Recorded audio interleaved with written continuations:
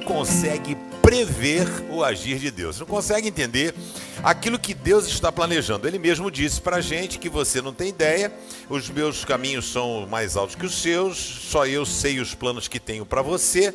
Você às vezes tem alguns projetos de vida de ordem pessoal, mas Deus tem outras coisas para você. E a gente precisa estar sempre muito antenado com isso.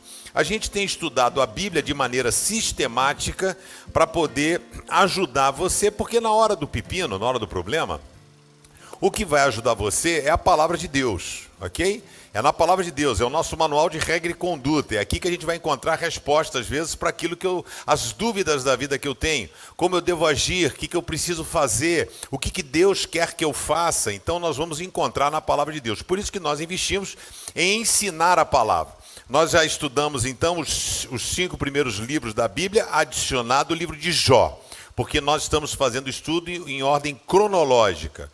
Então, o livro de Gênesis, entrou Jó, porque Jó ele era do período patriarcal. A forma dele de viver era similar à forma de Abraão.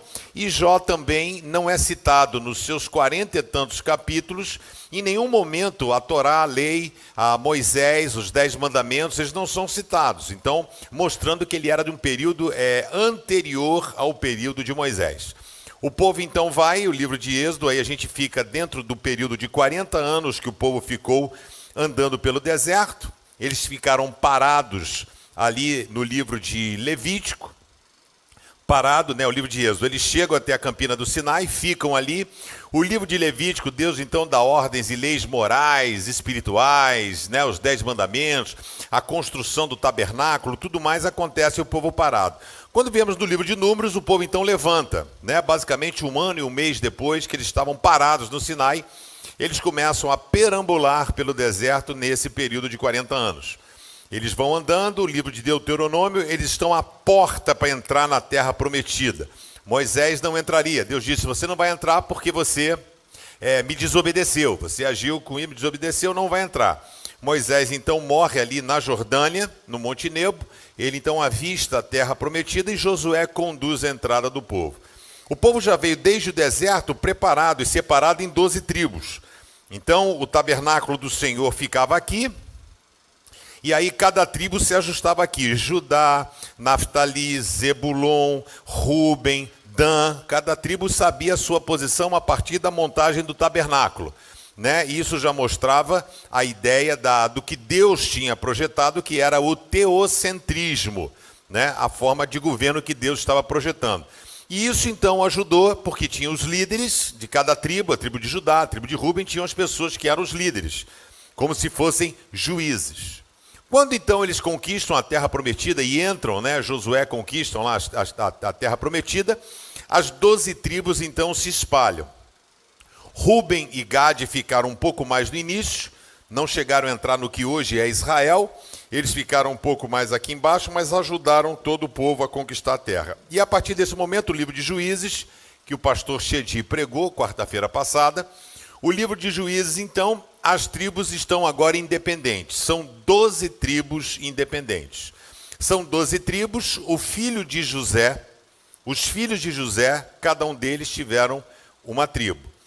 Porque Jacó teve 12 filhos, os levitas não podiam ter terra, porque Deus os separou para servir ao Senhor. Então, seriam 11. E como são 12 tribos? Então, os 2 filhos de José foram como se adotados por Jacó, e eles então foram considerados filhos de Jacó, e eles então tomaram posse da terra prometida. Então, esse período de juízes era separado. Então, Judá tinha um juiz, Dan, por exemplo, Sansão, que está no livro de Juízes, Sansão, Jefté, Otoniel, Débora, são juízes. Os juízes eram um governador. Geralmente eles ficavam à porta da cidade, ali que acontecia o julgamento. A porta da cidade era o cartório, era o parlamento, tudo era ali. Então, se você fosse comprar um terreno, o terreno precisava ser comprado na porta da cidade, porque na porta da cidade iam ter testemunhas, pessoas que iam olhar, não tinham documentos. A gente nota, por exemplo, que às vezes a forma de firmar um compromisso era entregar a sandália. O cara tirava a sandália e diz, está fechado o negócio. né? Se lembra do fio de bigode? Então falava que o fio de bigode valia. Então, a mesma coisa. Agora nós vamos estudar o livro de Ruth. O livro de Ruth, cujo personagem principal do livro, quem é? Noemi, sogra de Ruth. Ela é a personagem principal do livro, né? Mas o livro levou o nome de Ruth. E essa história acontece exatamente no período de Juízes, por isso que ele segue a ordem cronológica. O que acontece? Muitas vezes nós agimos mudando os planos de Deus. Ela estava lá com o seu marido, Elimeleque, os seus filhos, Quilion, e o outro lá que eu esqueci o nome. Então os caras podiam botar o nome, né? João, Zé, né? O cara bota Quilion, Amolion, aí também bola a cabeça do pastor. E aí o que acontece? Essa molecada estava toda lá em Judá, o cara tinha uma situação legal, ele então, as coisas ali não ficaram boas, eles saíram e foram para a terra de Moabe, Jordânia, aqui embaixo. Eles foram para a terra de Moabe e ficaram ali. E nesse período que eles ficaram ali, passaram pelos reveses da vida. Morreu primeiro o pai, Elimeleque. Depois morrem os filhos, Quilion e o outro, como é que é o nome? Malom. Uma mala grande, né? Um Malom. Então, o Malom, né? Tem o Malom, tem o Pleto, tem um monte de coisa também, né? Então, os dois, então morreram os dois, e aí ficou o quê? Noemi, viúva, suas duas noras, que eram moabitas, viúvas, e aí ela entra em crise. Aí o texto, quem leu aqui o livro de Ruth? Levanta a mão. Então você que não leu, quando chegar em casa vai ler. Ok? Se você não ler, seus dentes vão começar a ficar mole, cariados, eles vão começar a cair, suas unhas vão amolecer, vai começar a aparecer ferida na sua pele. Brincadeira, né? Praga de pastor, né? Não pega. Mas aí você lê o livro de Ruth, porque são 4 capítulos, gente. Você vai começar a ler o livro, ele já acabou, ok? Então é uma história muito interessante, muito marcante, que mostra a forma de Deus agir. Então o que acontece? A Noemi, que tem o papel de proeminência neste livro, o nome Noemi significa feliz. Feliz. Noemi então ouve falar que lá na terra dela, em Judá, as coisas melhoraram. As coisas melhoraram. Ela falou assim, olha, eu vou voltar para a minha terra. Então ela está voltando. As duas noras falaram, nós vamos com você. Então estão as 3 voltando. No meio do caminho, Noemi chega e fala, faz o seguinte, eu não tenho como ajudar vocês.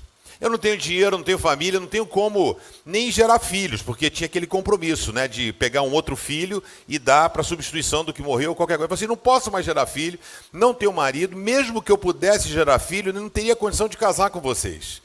Então voltem para a casa de vocês e reconstruam a vida de vocês. E elas choraram, gritaram, blá, blá, blá, e tinham as duas, Ruth e Orfa, o nome da mulher. E aí o que acontece? Orfa, então, volta. E Ruth não volta. Ruth faz uma das declarações de amor da Bíblia mais linda que você possa sonhar e imaginar. Ela diz, não me peças de ir contigo. Aonde fores eu irei.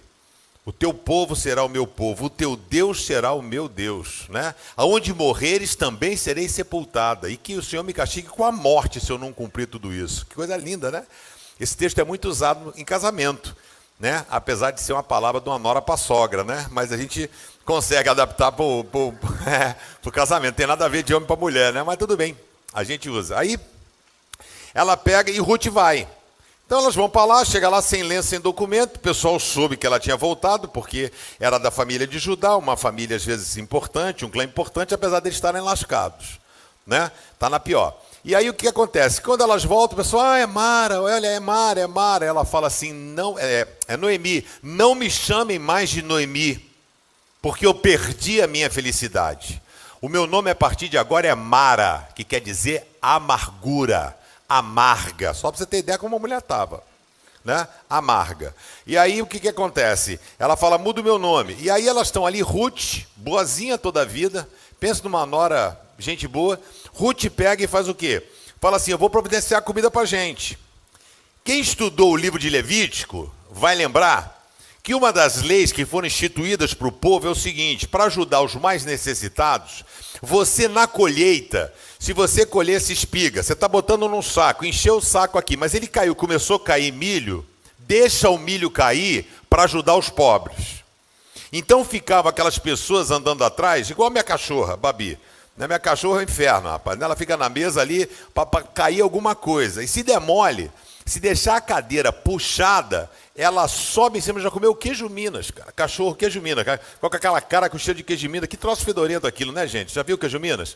Tem alguma coisa podre naquilo, né? Você pega o queijo Minas assim, ele fede, né? Mas a gente come. Aí o cachorro comeu o queijo Minas, né? Eu fiquei com tanta raiva dela que eu deixei ela em cima da mesa ali, pelo menos umas 4 horas, né? Pendurada lá. E aí o que acontece? As coisas que caem no chão, assim, deixa para os mais necessitados. E Ruth foi nessa. Ela falou assim, eu vou catar as espigas que ficam no chão. E foi para a terra de um cara. Não tinha a menor ideia quem era. A terra de um cara chamado Boaz. E ela começa a catar o negócio aqui. A Bíblia fala que as mulheres moabitas eram muito bonitas. A Bíblia fala isso já em Números lá, né? Balaão, quando tentou amaldiçoar, não conseguiu. Mas ele disse pro rei, as mulheres são bonitas, viu? Se eu mandava o povo de Israel descer e fazer uma bagunça com elas. E eles fizeram e Deus não gostou. E aí o que acontece? Boaz, que era o dono do terreno, bateu o olho em Ruth. Falou, quem é aquele pedaço de bom caminho? Né? Bateu o olho na Ruth e falou assim, não, essa mulher está aí pegando espiga e tal.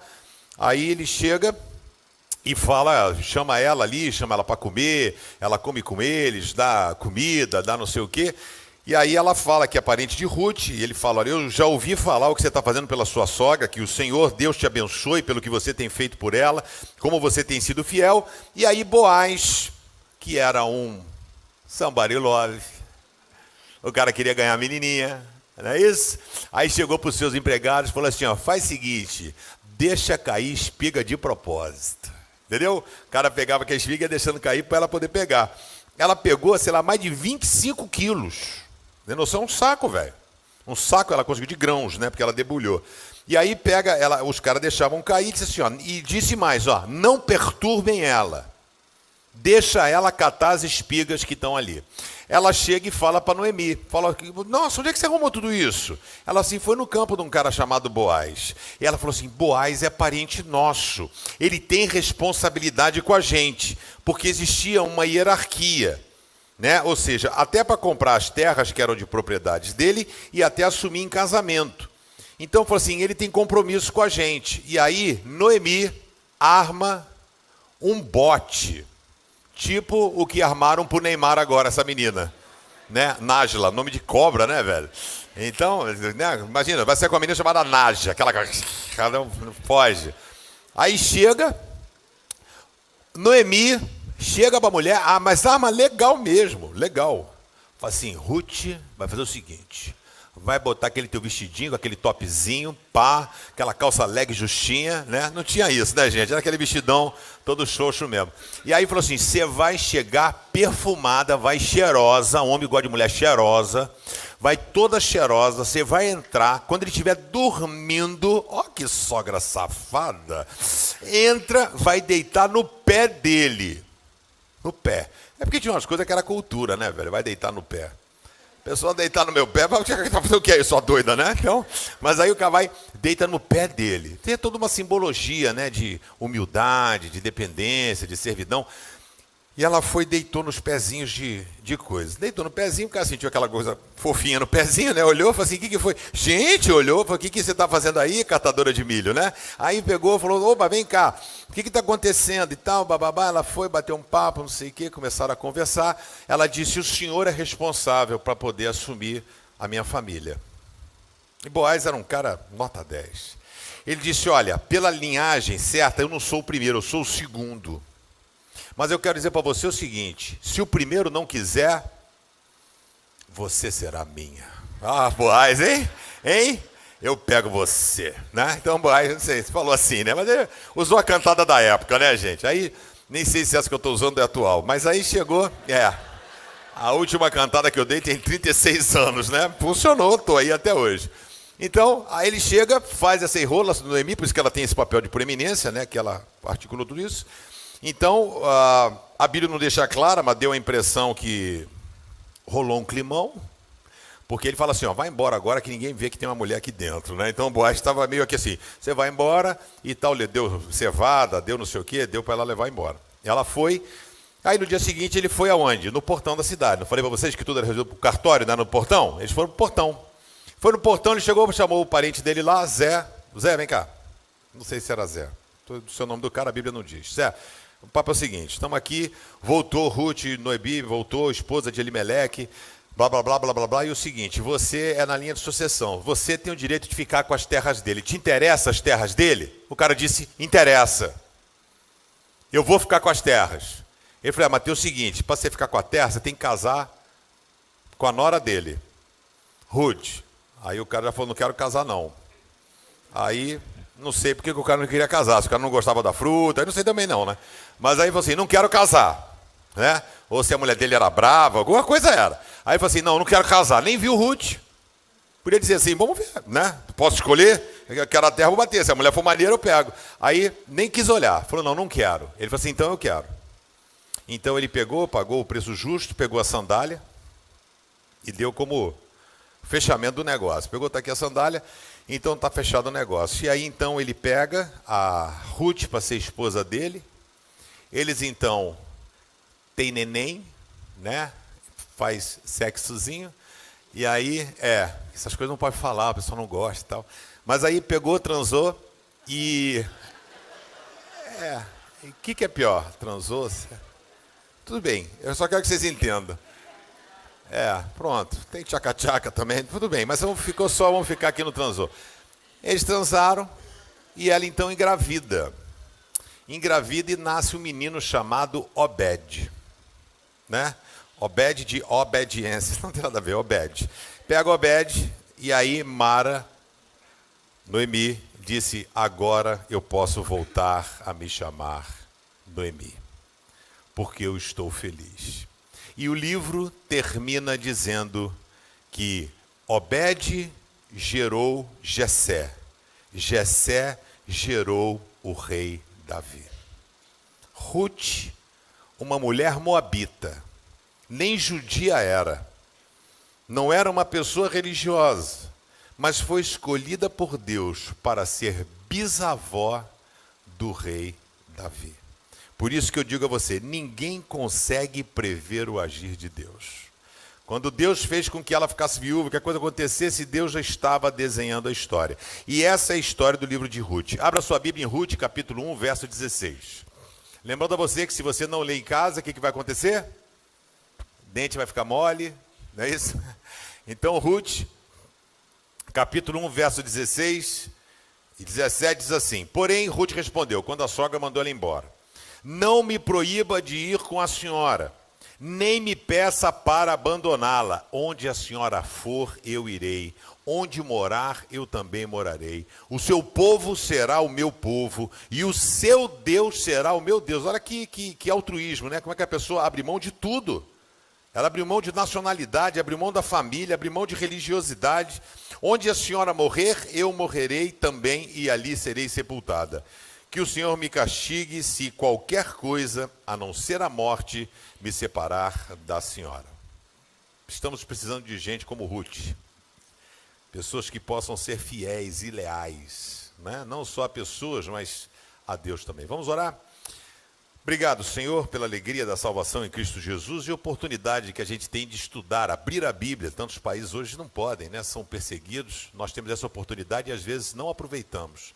Mas ensina-nos cada vez mais a termos prazer em aprender a Tua palavra. Coloca sede, desejo no nosso coração. Eu oro em nome de Jesus. Amém. Quero compartilhar com você brevemente lições verdadeiras, genuínas, para a nossa vida que aprendemos no livro de Ruth. Em primeiro lugar, aprenda que o isolamento nunca é a melhor opção. O isolamento nunca é a melhor opção. Geralmente a pessoa quando está com problema, o que ela busca? Isolamento. Não quero ninguém. Não atendo ninguém, não falo com ninguém, não quero saber de ninguém, eu vou para um canto, vou para não sei aonde. No isolamento não é. Porque no isolamento você não vai encontrar cura, vai encontrar depressão, vai descer buraco. Então você precisa de gente, né? Então sempre você precisa buscar pessoas. E diz o texto, elas saíram a fim de voltar para ajudar. Então estava quem? Estava Noemi, Ruth e Orfa, as três. E aí o que acontece? Porque quando a pessoa passa por uma crise, ela corre o risco do auto-boicote. A pessoa se auto-boicota, dizendo, eu não tenho direito de ser feliz. E foi o caso de Noemi. Eu não tenho direito de ser feliz. Deus já mostrou que eu nasci para ser uma pessoa desgraçada. E aí ela chega e diz o texto, E Noemi disse, no meio do caminho, volte para casa e fiquem com as suas mães. Cara, mas as meninas queriam ir com ela. As meninas estavam do lado dela. As meninas não queriam abrir mão de estar com ela, mas ela quis abrir mão da companhia das pessoas. O que Ruth conseguiria, o que Noemi conseguiria fazer sozinha? Ela conseguiria ser parente do rei Davi? Jamais. Jamais conseguiria. Se ela não tivesse a Ruth ao seu lado. Então, vai embora, né? Diz assim, vão embora, vocês foram boas para mim e para os falecidos. O Senhor permita que vocês casem de novo e cada um tenha o seu lar. Na hora das perdas, nós temos essa intenção de nos isolarmos, de nos afastarmos de pessoa.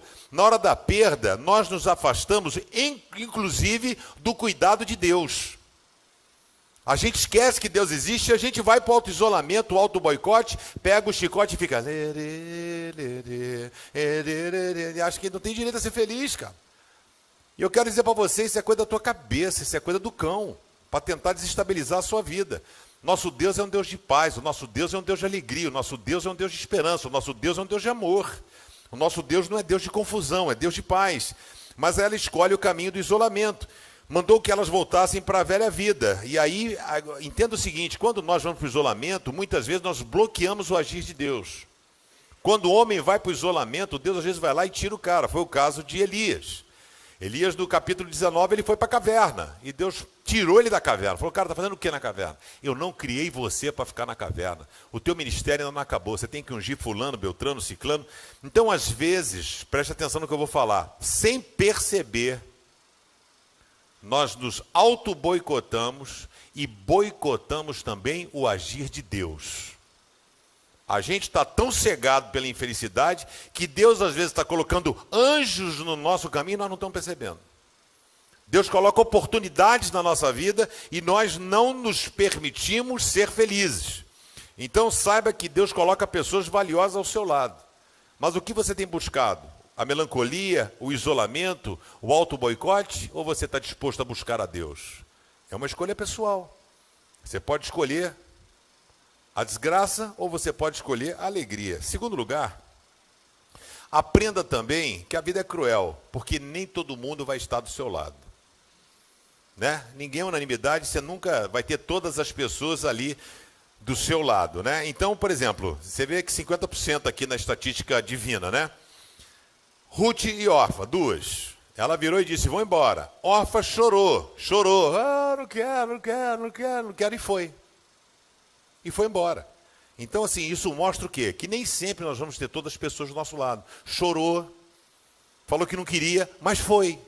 Então, diz o texto, elas começaram a chorar alto outra vez, não foi a primeira. Então, Orfa se despediu da sua sogra com um beijo e voltou para o seu povo. Mas Ruth ficou. Né? E Noemi ainda disse para Ruth, veja aí, ó, sua cunhada voltou para o seu povo e para os deuses dela lá. Volte você também, vai embora, some daqui. Aí foi que Ruth fez aquela declaração. Aonde fores, irei, o teu Deus será o meu Deus, o teu povo será o meu povo. Então, aprenda o seguinte, muitos vão dizer que estão ao seu lado, mas deixarão você no meio do caminho.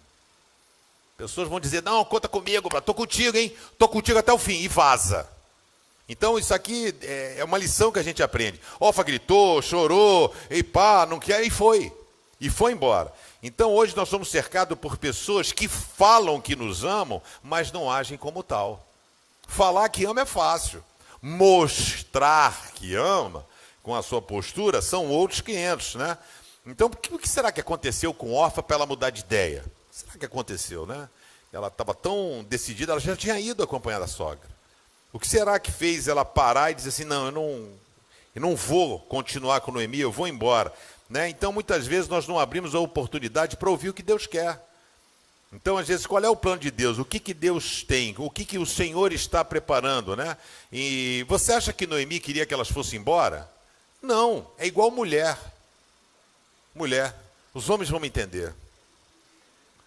Quando você chega para a mulher e fala assim, amor, tem uma pelada de futebol com os meus amigos.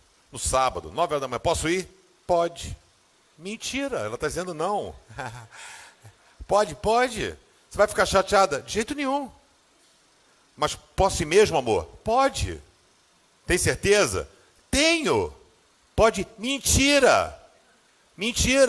Aí você vai e joga a sua bola, porque você pediu 3 vezes para essa mulher, 3 vezes ela disse que sim. Aí quando você chega em casa, tudo bem, amor? Amor, vamos ver televisão? Que a pior coisa que a mulher faz é ignorar você, né, cara? Ela vira um poste, parece que você não é nada. Aí ela passa, fala assim, aí você quer entender, fala assim, mas o que eu fiz? Amor, você pode falar comigo? Só meio que eu quero saber onde é que eu peço desculpa, o que eu fiz. Você sabe o que você fez, é o pior ainda. Porque você não sabe o que você fez. Não, você sabe muito bem o que você fez. Aí você fica maluco, né? Aí eu falei assim, então o que foi que eu fiz? Você foi jogar bola, mas eu pedi para você falou que podia. Ah, você não entendeu que eu não queria que você ficasse comigo? Não. Então, quer dizer a vocês, mulheres, nós somos burros, ok? A gente precisa que vocês sejam claras. Porque para a gente, homem é assim, não é não, sim é sim. Pode, não pode. Nós somos obedientes a vocês. Nós amamos vocês, nós somos submissos a vocês. Apesar da Bíblia dizer que é a mulher que tem que ser submissa aos homens, nós somos submissos a vocês. Você falar, não vai, nós não vamos. Nós somos treinados, somos adestrados para isso. A gente aprendeu a obedecer a nossa mãe. E aí, obedecer a mãe, a gente obedece a vocês também. Mas seja clara. Eu não quero que você jogue bola, eu quero que você fique comigo. O cara vai ficar, né? Se ele for um cara mais ou menos maneiro. Então, o que acontece? Então, a Noemi, ela estava vivendo o trauma da perda. E com isso, o sentimento de abandono de Deus. Ela achou que Deus virou as costas para ela. Então ela não tinha mais o direito de ser feliz. Achou que não haveria mais a possibilidade de que algo acontecesse, né? Então, já que eu sou a pessoa que estou aqui entranhada, a zica está toda comigo, e morreu meu marido, morreu meus filhos. Se vocês vierem comigo, o que vai acontecer com elas? Na cabeça do Noemi? Vai morrer também. Sou pé frio, some de perto. Sai daqui, eu estou dando azar, não funciona assim. Mas eu quero dizer para você o seguinte, saiba que o único amigo que você pode confiar de verdade, o nome dele é Jesus Cristo. Porque ele ama você e ele morreu por você. Então, assim, eu me amarro em Jesus, não é só porque ele é Jesus, né? Mas porque, assim, ele não é, tem cara que fala, Jesus já fez. É lindo, né?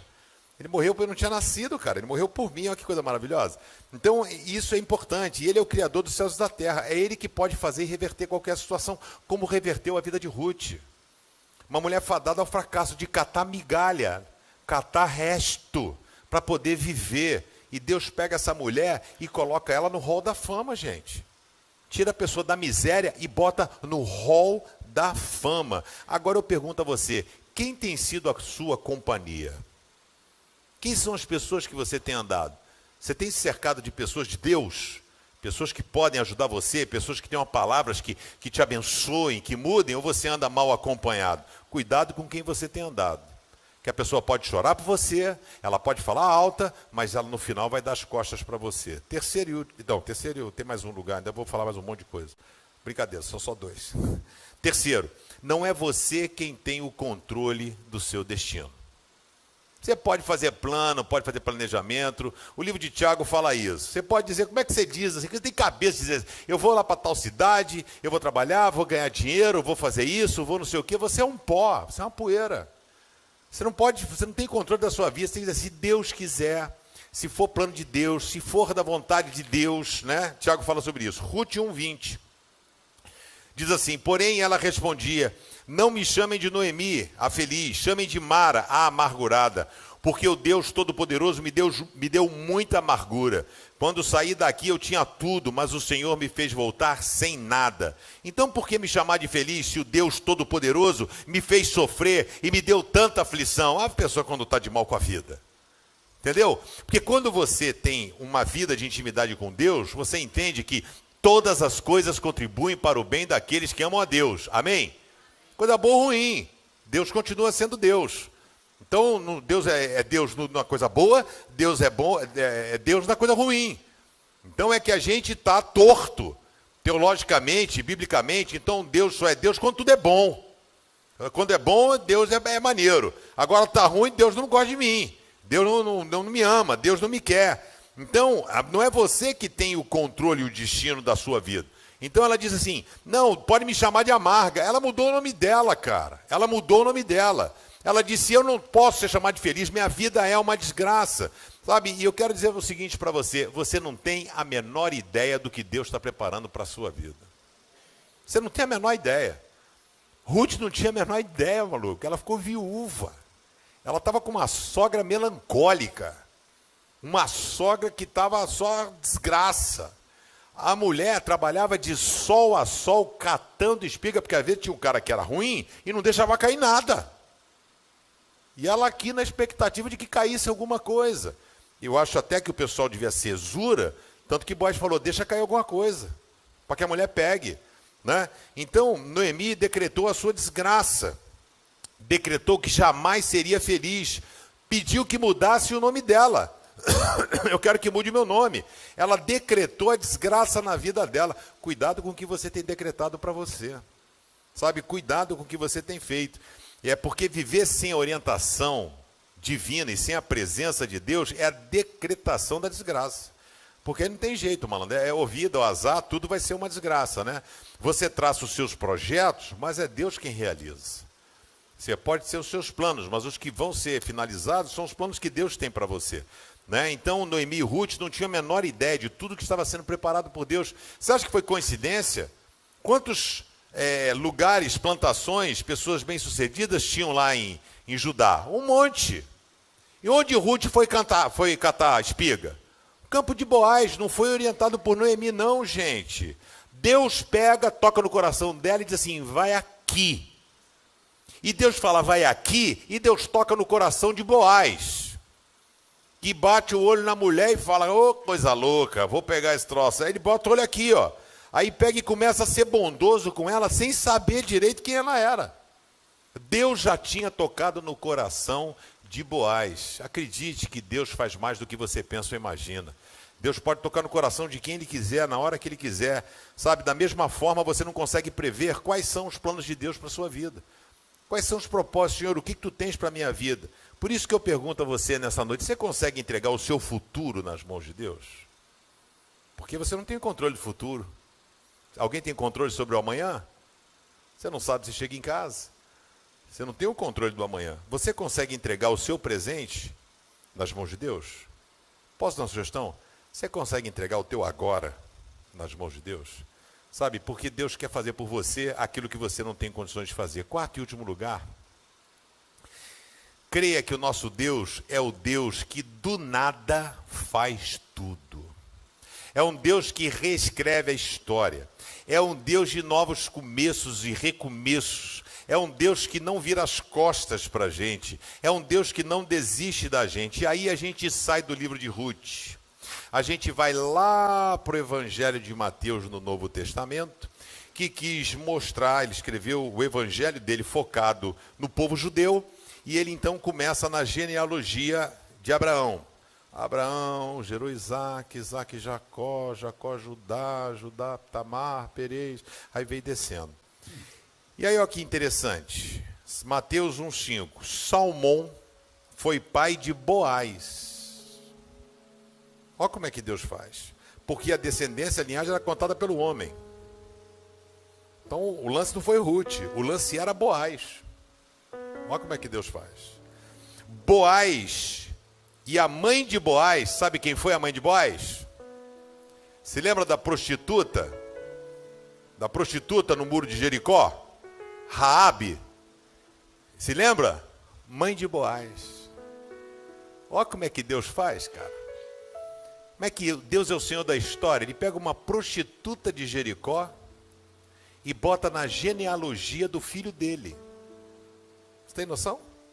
Ele pega uma moabita viúva e coloca na genealogia. São 4 mulheres que são citadas na genealogia de Jesus. Todas elas com histórias complicadas, menos Maria. Todas elas. É citada Tamar, que foi... teve caso com Judá, era nora, aí teve um rolo lá com ele. Tamar, Mara, Ruth, Raabe, e tem mais uma aí que é citada que eu não me lembro agora. E diz assim, então a mãe de Boaz foi Raabe. Boaz foi pai de Obed, e a mãe de Obed foi Ruth. Obed foi pai de Jessé, que foi pai do rei Davi. Continua lendo e você vai ver que o sangue de Ruth está na descendência de Jesus Cristo. Que coisa linda. Só Deus pode fazer um negócio desse, né? Só Deus é capaz de pegar uma prostituta que fica em cima de um muro e colocar ela no hall da fama. Só Jesus pode pegar uma mulher viúva que não era judia e colocar no hall da fama. Você não acha que Deus pode fazer algo por você? Você não acha que Deus pode reverter qualquer situação na sua vida? Eu queria orar por você. Deus usou a vida de Ruth para abençoar a nossa vida. E Deus hoje tem um projeto para a sua vida, porque o nosso Deus é o Deus que transforma em graça a desgraça. Deus que transforma a desesperança em esperança. Deus sempre quer o nosso melhor. Deus sempre quer nos colocar de pé. O mundo nos aplica rasteira, mas o Senhor quer colocar a gente de pé. E Ele hoje, você tem a oportunidade de permitir com que o Senhor reescreva a sua história. Como foi reescrita a história de Raabe, como foi reescrita a história de Ruth, Deus pode começar algo novo na sua vida hoje.